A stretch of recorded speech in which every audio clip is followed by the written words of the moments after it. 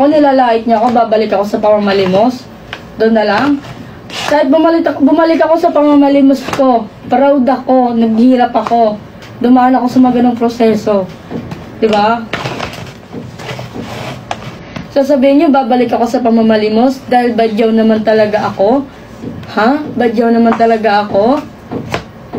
Hindi ako naging badyaw ako, mas lalo akong proud.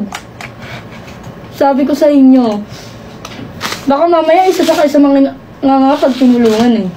Kaya walang umaangat ng mga Pilipino dito eh. Sabi ko sa inyo.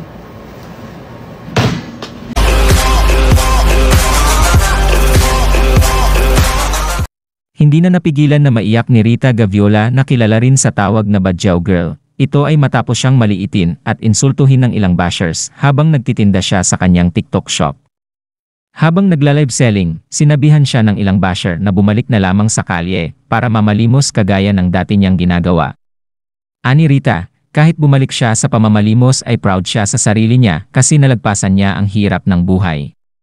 Proud daw siya kahit lait-laitin siya sa pagiging badyaw niya, proud siya sa pagiging badyaw. Anya, palibhasa hindi nila naranasan ang hirap sa pamamalimos. Sa kabila nito, marami sa mga netizens ang nagpahayag ng suporta nila kay Rita. Oy, bash niyo ako!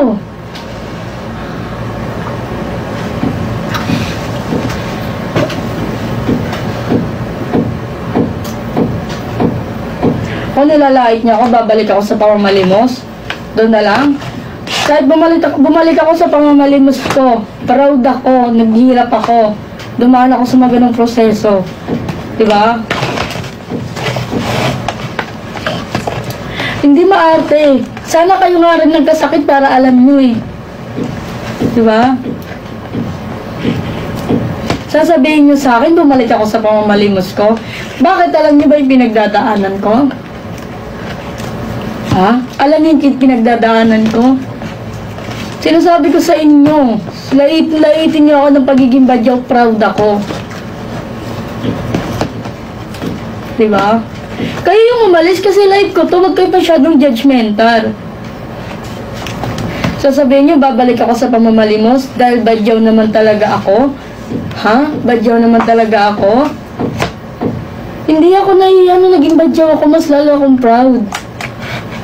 Sabi ko sa inyo, baka mamaya isa sa kayo sa mga pagtulungan eh. Kaya walang umaangat ng mga Pilipino dito eh. Sabi ko sa inyo.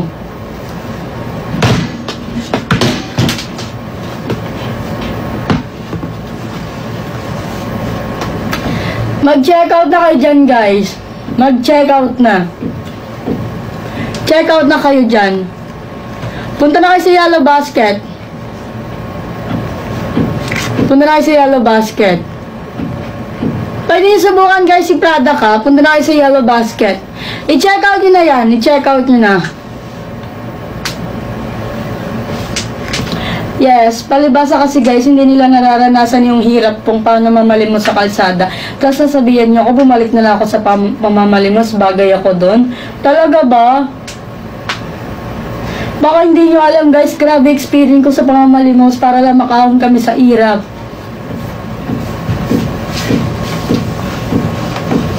Yes, maganda yung lotion natin guys. 100% lang po siya. 100% legit to guys. 2